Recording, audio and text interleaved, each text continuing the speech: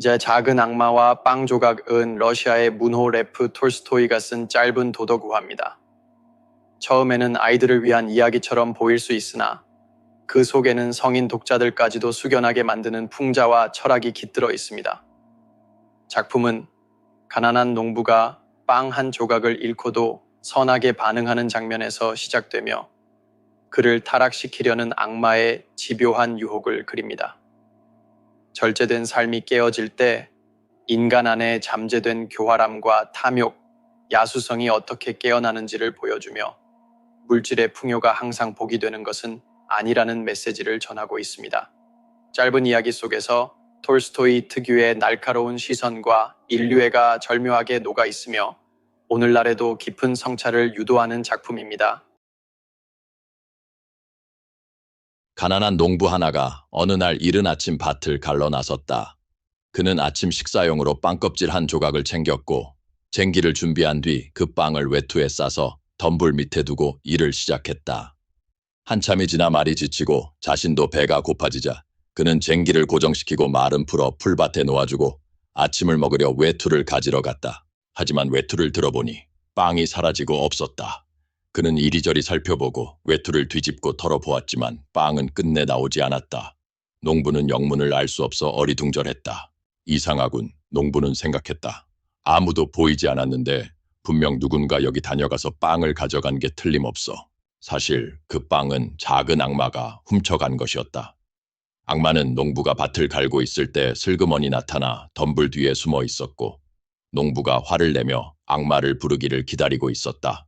그러나 농부는 아침을 잃은 것이 아쉬웠지만 말하길 어쩔 수 없지. 뭐 이렇다고 굶어 죽겠나? 빵을 가져간 사람도 사정이 있었겠지. 잘 먹고 살기를. 그리고는 우물에 가서 물을 마시고 잠시 쉬었다. 그리곤 다시 말을 붙잡아 마구를 채우고 파티를 계속했다. 작은 악마는 농부의 입에서 욕이 나오지 않자 몹시 실망했다. 그는 주인인 악마에게 돌아가 상황을 보고했다. 농부의 빵을 훔쳤습니다. 하지만 그자는 화도 내지 않고 그에게 도움이 되었으면 좋겠군 이라 말했지요. 악마는 몹시 화가 나서 말했다. 그 자에게 당한 건 네 잘못이다. 너일 솜씨가 형편없구나. 농부들이 거기다 그들의 아내들까지 다 그런 식으로 나가면 우린 끝장이다. 이렇게 두고 볼 수는 없다. 당장 다시 가서 일을 바로 잡아라. 앞으로 3년 안에 그 농부를 타락시키지 못하면 널 성수에 담가 버리겠다. 작은 악마는 두려움에 떨며 지상으로 다시 달려갔다. 어떻게 만회를 할까? 한참을 고민하던 그는 마침내 묘안을 떠올렸다. 그는 자신을 일꾼으로 변장하고 그 가난한 농부의 집에 가서 품팔이를 자청했다. 첫해 그는 농부에게 습지에 곡식을 심으라고 조언했다. 농부는 그의 말을 따랐고 그 해는 가뭄이 심했다. 다른 농부들의 작물은 햇볕에 다 타버렸지만 습지에 심은 농부의 곡식은 무성하고 탐스럽게 자랐다. 그는 그 해 먹고도 남을 곡식을 거두었다. 다음 해 악마는 언덕 위에 심으라고 권했다.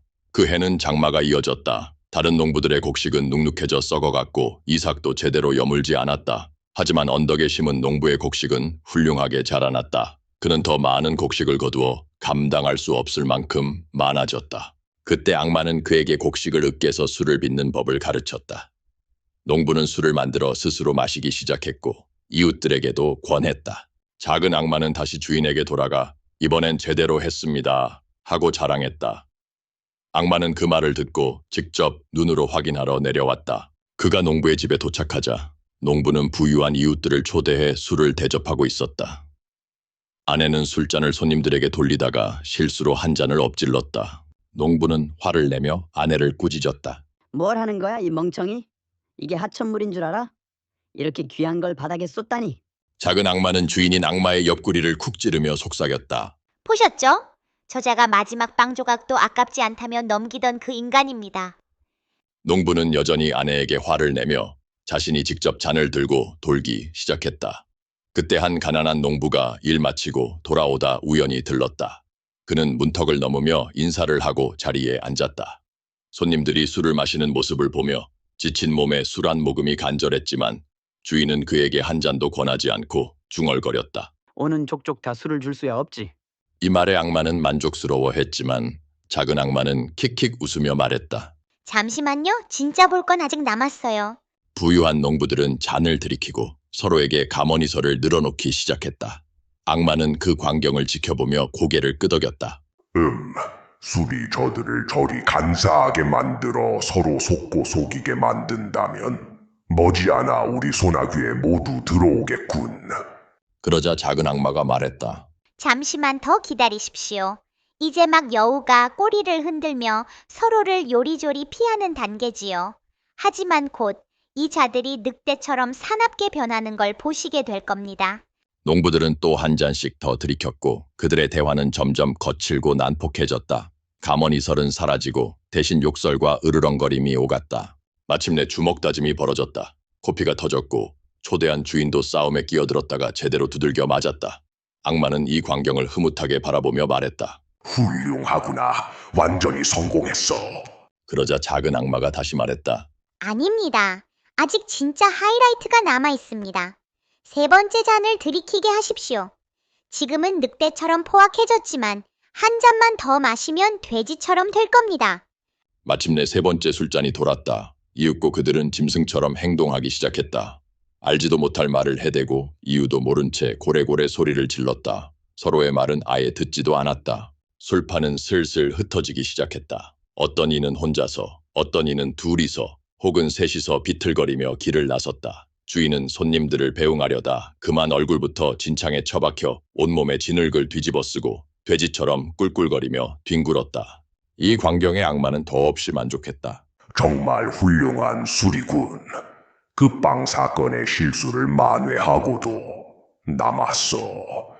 그런데 그 술은 도대체 어떻게 만든 거지? 분명 여우의 피를 먼저 섞었겠지. 그래서 농부들이 여우처럼 교활해졌을 테고, 그 다음엔 늑대의 피로 사나워지게 하고, 마지막엔 돼지의 피로 만든 거겠지. 작은 악마는 고개를 저었다. 아닙니다. 전 그런 짓은 하지 않았습니다. 제가 한 일은 단 하나. 농부에게 필요 이상으로 많은 곡식을 갖게 해준 것뿐입니다. 여우의 피, 늑대의 피, 돼지의 피는 원래 인간 안에 다 들어 있습니다. 할 만큼만 가졌을 땐 그 본성이 억눌려 있었을 뿐이지요. 마지막 빵 조각 하나도 아까워하지 않던 것도 그 때문입니다. 하지만 남는 곡식이 생기자 그는 그것으로 쾌락을 추구하려 들었고 저는 술을 그에게 알려주었습니다. 신의 선물을 증류해 자신의 향락으로 바꾸는 그 순간 그 안에 짐승들이 깨어났습니다. 술을 마시기만 한다면 그는 언제나 짐승이 될 것입니다. 악마는 그 말을 듣고 작은 악마를 크게 칭찬하며 이전의 실수는 용서해주고 높은 자리로 승진시켰다.